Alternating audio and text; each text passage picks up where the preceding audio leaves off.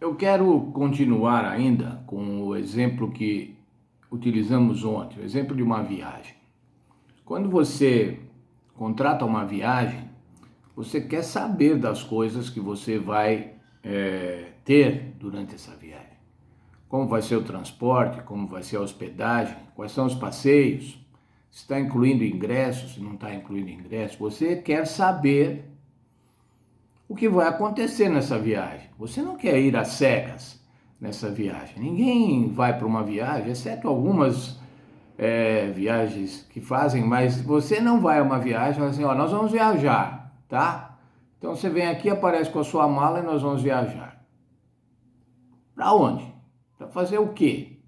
Como é que eu vou ocupar o meu tempo? Com relação à eternidade, irmãos, é a mesma coisa.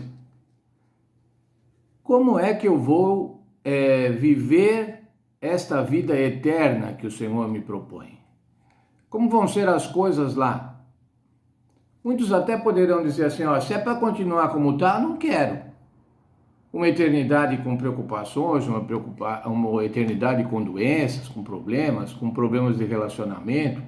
Alguns dirão, até eu já ouvi, se fulano for para lá, eu não vou, não quero ir.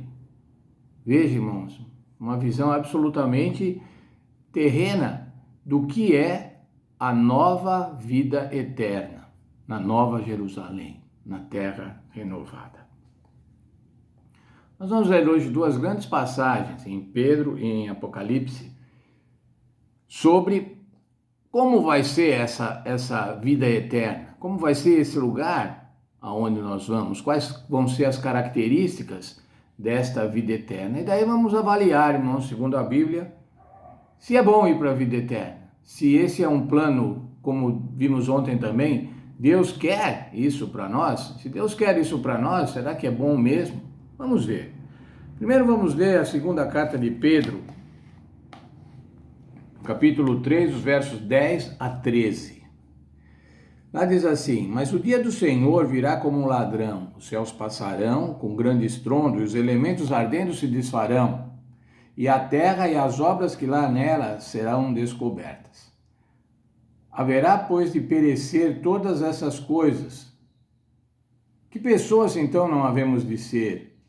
Em santidade e piedade, aguardando e desejando ardentemente a vinda de Deus, do dia de Deus, em que os céus em fogo se dissolverão e os elementos ardendo se desfarão? Mas nós, segundo a sua promessa, aguardamos novos céus e nova terra, nos quais habita a justiça. Veja, irmãos, Pedro está falando aqui de um processo de purificação dessa terra, de purificação pelo fogo. Para isso, durante a volta do Senhor Jesus, na volta do Senhor Jesus, isso vai acontecer nessa terra. Essa terra vai ser purificada por fogo, segundo a Bíblia. E lá então, irmãos, o verso 13, que é o verso, quem sabe, o mais bonito desse trecho, mas nós aguardamos a sua promessa, aguardamos novos céus e nova terra, nos quais habita a justiça. Novo céu e nova terra, onde habita a justiça. Se tem uma coisa que falta nessa terra, irmãos, é justiça. Quantas injustiças sociais, quantas injustiças no trabalho, quantas injustiças políticas. Vemos os tribunais, e vemos tribunais exercendo a justiça, mas produzindo injustiças. Nessa nova terra, irmãos, vai haver justiça. Uma outra tradução desse verso diz assim, nessa terra onde tudo será feito conforme a vontade de Deus. Olha, irmãos, nesta terra que vivemos hoje, poucas coisas são feitas segundo a vontade de Deus. A maioria das coisas que se faz, que se produz nessa terra, são contrárias à vontade de Deus. Mas vamos ainda no outro texto, irmãos, um texto de Apocalipse, no capítulo 21. O capítulo 21 e o capítulo 22 de Apocalipse, irmãos, falam da nova terra. Assim como o capítulo 1 e o capítulo 2 de Gênesis falam da terra original, o projeto original que Deus criou.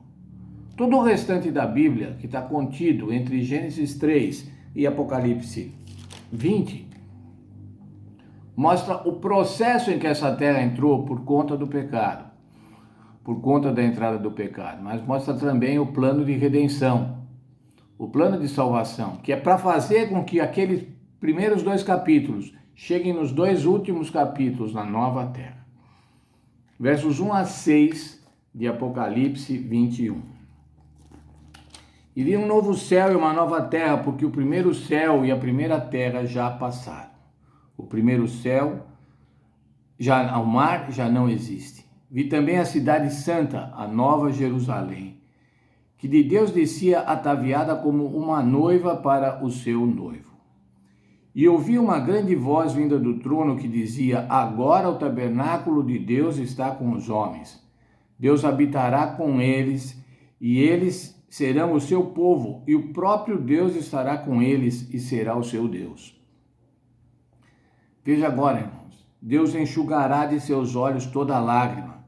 Não haverá mais morte, nem pranto, nem clamor, nem dor, porque as primeiras coisas já passaram.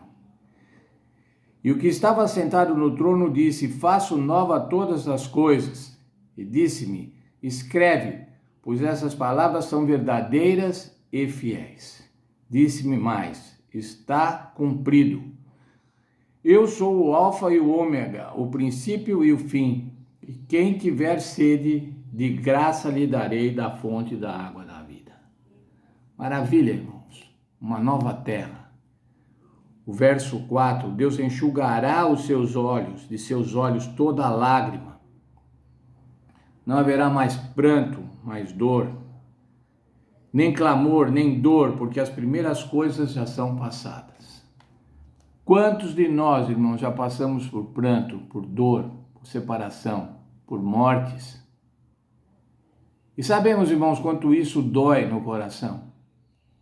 Não é assim que eu quero passar uma eternidade. Vendo meus parentes doentes, vendo maus relacionamentos, mas a eternidade que Deus está me propondo, irmãos, é essa, onde todas as coisas são novas. Não é essa ordem que a gente vê, nós não imaginamos, irmãos, a maravilha que será a nova terra, a maravilha que será a nova vida que Deus propõe. Quem que está propondo isso? O princípio e o fim. O Deus eterno, irmãos, o Alfa, o Ômega. E ele diz assim: quem tiver sede, de graça eu lhe darei da água da vida.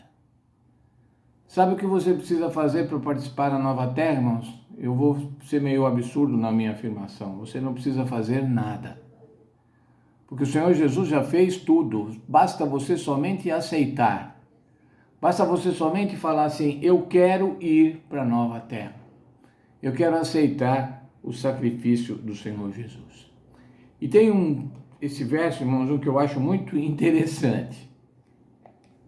É o verso 5. Diz assim: e o que estava sentado no trono disse, quer dizer, Deus disse: eis que faço nova todas as coisas. E disse-me: escreve, porque essas palavras são verdadeiras e fiéis. Parece que Deus está falando assim, se fosse nos dias de hoje, Deus diria assim: João, que estava fazendo o Apocalipse, escreve, faça um documento, reconheça a firma, porque eu estou falando, Deus o Pai.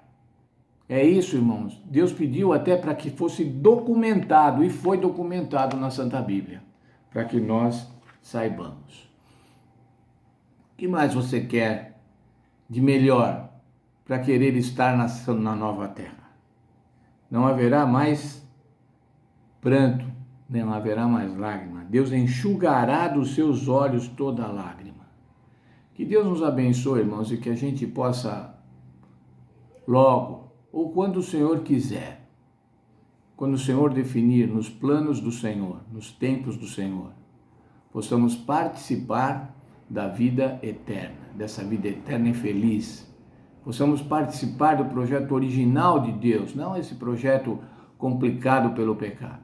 Que Deus abençoe a todos e que tenhamos essa firme esperança da nova terra, de estarmos junto com Cristo, junto com Deus o Pai, nesta nova terra de felicidade eterna.